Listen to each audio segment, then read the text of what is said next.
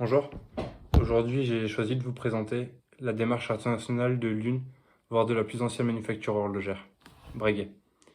Breguet a été créé par Abraham Louis Breguet, né en 1747 en Suisse à Neuchâtel. Ce n'est que lors de ses 15 ans qu'il commence son apprentissage dans le but de devenir horloger. C'est son beau-père, lui-même horloger, qui l'y incite. Il commence ses études en Suisse, dans son petit canton. Puis, au bout de quelques années d'études, il remarque que l'horlogerie, c'est ce qu'il veut faire de sa vie. Donc il va partir à Versailles, alors fleuron d'horlogerie mondiale. Il y étudie 10 ans. Il rencontre les plus grands horlogers de l'époque. Et suite à ces 10 années, il décide de créer sa propre manufacture, et ce à Paris, quai de l'horloge. Son art va très vite être reconnu, et ce, seulement 5 ans après s'y être installé. Pourquoi? C'est à ce moment-là donc que la deuxième facette de génie d'Abraham Louis Breguet ressort. C'est un commerçant moderne, un commerçant du XXIe siècle, mais ce, dès la fin du XVIIIe. En effet, en 1780, il commence presque une démarche marketing, en réalisant une montre pour la reine de France, Marie-Antoinette.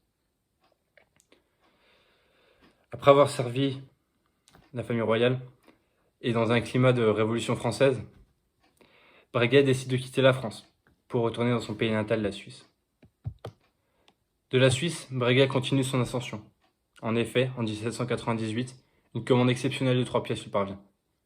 Ce client, si mystérieux au départ, n'est d'autre que Napoléon Bonaparte. C'est à ce moment-là qu'il exporte ses produits internationaux. C'est un moment pivot dans l'histoire de la marque. 3 ans après, c'est au tour de la reine de Naples de commander une montre. Son réseau client se fait de plus en plus vaste, les acheteurs de plus en plus nombreux. Ils viennent des 4 coins du monde. Le seul point commun qu'ils ont tous, c'est qu'ils sont tous d'une très bonne famille, ils sont tous de la noblesse. On peut compter parmi ces clients quelques personnalités incroyables, comme Talleyrand, le tsar Alexandre Ier de Russie, Arthur Wellesley, duc de Wellington, Selim III, sultan de l'Empire ottoman, Axel de Fersen, diplomate suédois, mais également, ce qui aurait une importance exceptionnelle pour la suite de l'histoire de Breguet et ce, des années plus tard, George Washington. Breguet exporte donc partout, de la Russie, en passant par les États-Unis, mais également en Angleterre, en Suède, dans l'Empire ottoman. La liste est si longue, tant ses affaires internationales marchent pour le mieux. Breguet se fait également reconnaître en devenant horloger du roi, horloger de la marine française surtout. Un coup marketing qui encore aujourd'hui permet à de nombreuses entreprises de se faire connaître à l'international. Des images de marques de montres beaucoup plus récentes comme Bell & Ross qui créa des montres pour le GIGN, IMA récemment qui créa une montre pour donc l'armée de l'air.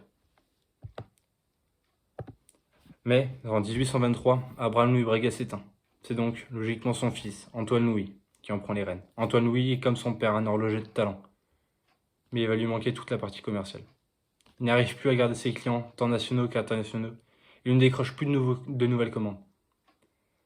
Antoine Louis Breguet, après donc quelques années à la tête de cette entreprise, 10 ans, décide de la léguer à son fils, Louis Clément. Ce dernier est passionné par l'électricité et absolument par l'horlogerie. Au début, effectivement, il arrête net la production de montres mécaniques et développe des horloges électriques, les premières horloges électriques, auxquelles il dépose un brevet.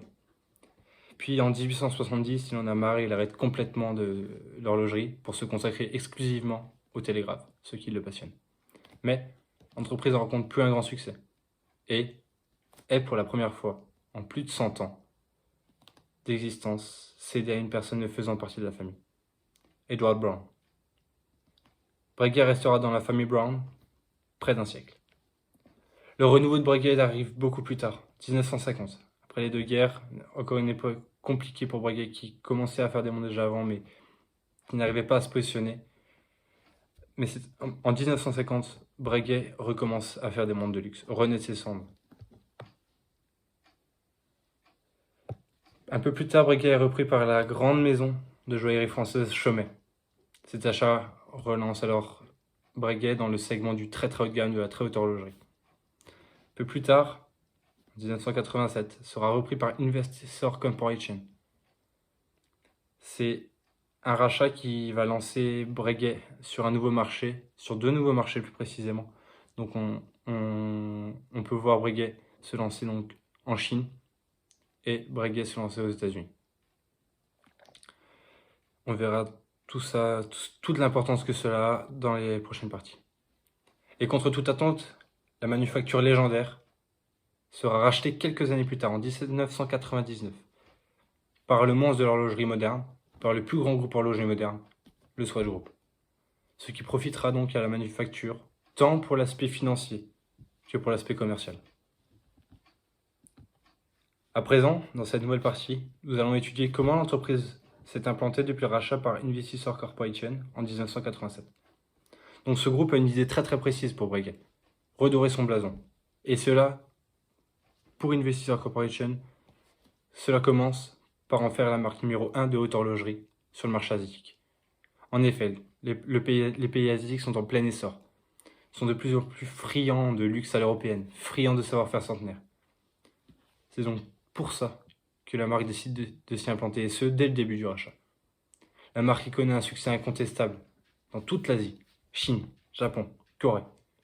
L'effet est tel que l'Asie devient le premier marché pour Breguet.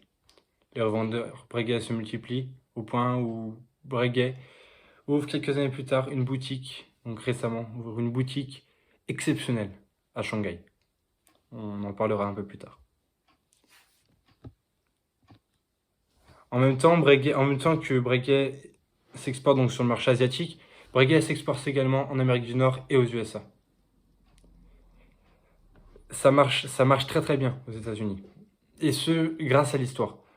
Breguet mise toute sa communication et tous ses apports sur le fait que le premier président des États-Unis, George Washington, était client de la marque. Aux États-Unis, ça marche tellement que quelques-unes des plus grandes personnalités de l'époque en portent au poignet. Des acteurs de Hollywood, des personnalités politiques, des chanteurs. Tout le monde veut des Breguet à cette époque. Aux États-Unis, la marque cultive son deuxième poumon, son deuxième marché, en ouvrant des boutiques dans les plus grandes villes des États-Unis. Le renouveau est donc entamé, et comme Investissor Corporation le voulait, le blason est redoré.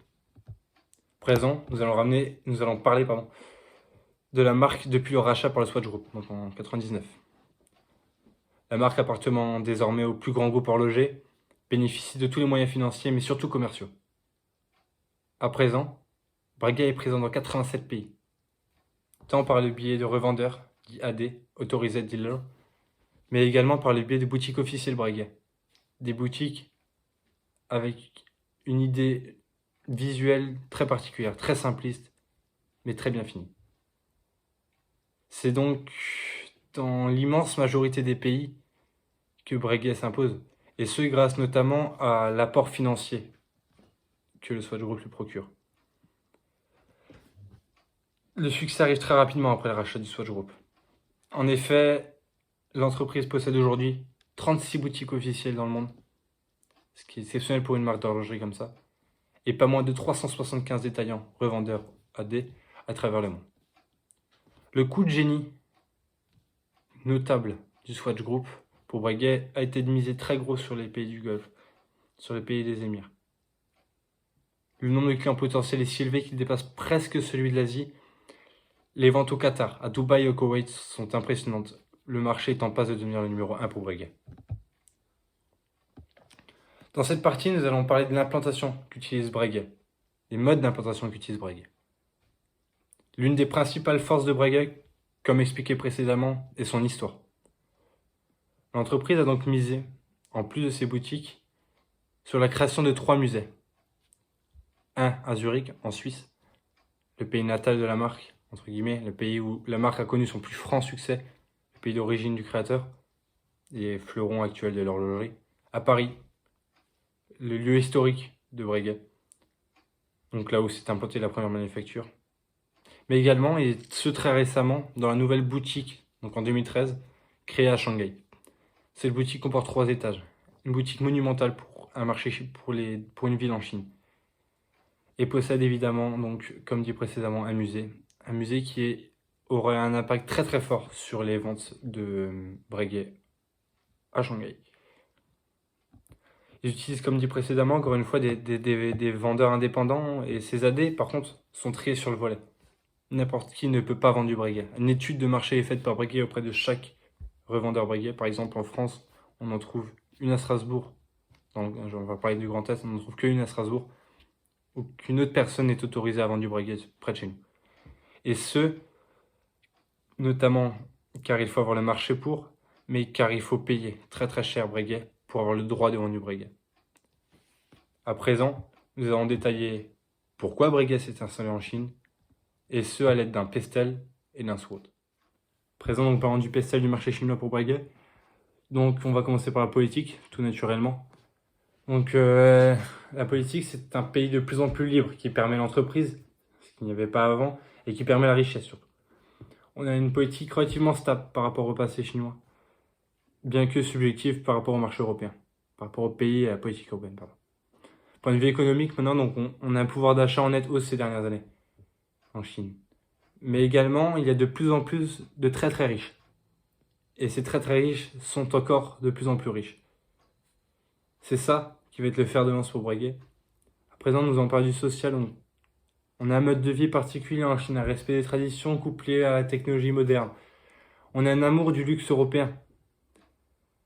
Et le mode de vie que je parlais avant, donc le respect des traditions, ce que cultive également donc Breguet depuis les années fin du 18e, c'est des technologies qui ont certes extrêmement évolué, mais les techniques restent les mêmes.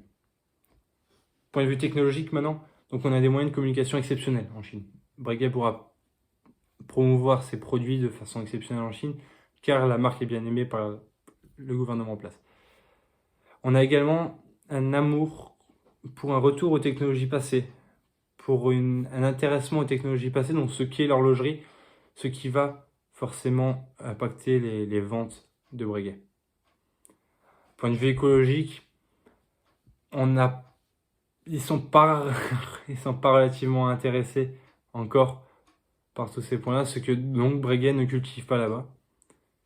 Et on a, en point de vue légal, donc on a des frais de douane qui vont être compliqués, mais avec des accords qui seront fortement réduits pour Breguet. Et également les lois d'importation, donc qui joignent les deux, mais qui sont en passe, enfin qui ont été négociées pour l'importation de Breguet. Présent, nous allons parler du SWOT de Breguet, et ce pour le marché chinois. Donc on va commencer par les forces. Les forces de Breguet, c'est quoi? Une histoire importante, une histoire exceptionnelle depuis la fin du 18e, un savoir-faire hors pair que peu d'autres manufactures possèdent, une marque reconnue par tous les amateurs d'horlogerie, des signes distinctifs très forts, les étoiles bleuies, le cadran guilloché, mais également des grandes innovations. Le tourbillon, pré-montre à bracelet. La marque innove constamment. C'est ça les 4, on va dire, gros axes, les 4 grandes forces de Breguet. Après, nous allons parler donc des faiblesses. Bien que la recherche et développement de Breguet est impressionnante, que comme je l'ai dit avant, que ces innovations sont impressionnantes, le renouvellement de la gamme est très lent. On a peu de nouveaux modèles, on a de nouveaux modèles presque tous les ans, mais c'est une différence de couleur. On n'a pas de nouveaux modèles qui va sortir de nouveaux modèles exceptionnels qui vont sortir tous les ans. Une autre faiblesse que possède Breguet sur le marché de l'horlogerie, donc surtout en Chine, car ils sont très friands de cela, c'est le manque et presque l'absence, je dirais, de séries limitées. De pubs sur la série limitée, du coup. Il n'y a pas beaucoup de Breguet qui sortent, mais les séries limitées, c'est quelque chose de très cultivé en Chine, très très apprécié. Présent, donc nous allons parler des opportunités que possède Breguet sur le marché chinois. Comme je l'ai dit précédemment, donc dans le pestel, il y a de plus en plus de riches en Chine. Donc forcément de plus en plus de clients potentiels. L'autre aspect est que les Chinois se passionnent de plus en plus actuellement pour l'horlogerie. Depuis toujours, ils sont de très bons horlogers, depuis de nombreuses années, mais de plus en plus de personnes s'y passionnent, un peu comme en France d'ailleurs. Les autres menaces, donc les autres menaces. Nous allons parler donc maintenant des menaces. Donc on a une concurrence très forte sur ce marché. En effet, les marques sont très nombreuses sur le segment de l'horlogerie et nombreuses également sur la très haute horlogerie, là où est Breguet. L'autre menace qu'il pourrait y avoir, ce serait un désintéressement de l'horlogerie. En effet, les mœurs changent très très vite en Chine et si jamais cela vient à changer, donc ça serait une menace exceptionnelle de voir un risque très très fort qui aurait pris Breguet et des pertes exceptionnelles. Pour conclure, Breguet est une marque donc plus que bicentenaire, une manufacture plus que bicentenaire, avec un passé exceptionnel, un savoir-faire exceptionnel, un savoir-faire qu'elle a su faire perdurer dans le temps. La marque aujourd'hui représente le plus haut de gamme du Swatch Group, l'une des marques les plus haut de gamme également de toute l'horlogerie mondiale. La haute horlogerie s'exporte de plus en plus, la haute horlogerie marche de mieux en mieux. C'est ainsi pour Breguet. Breguet marche de mieux en mieux et s'exporte de plus en plus. Merci beaucoup de m'avoir écouté.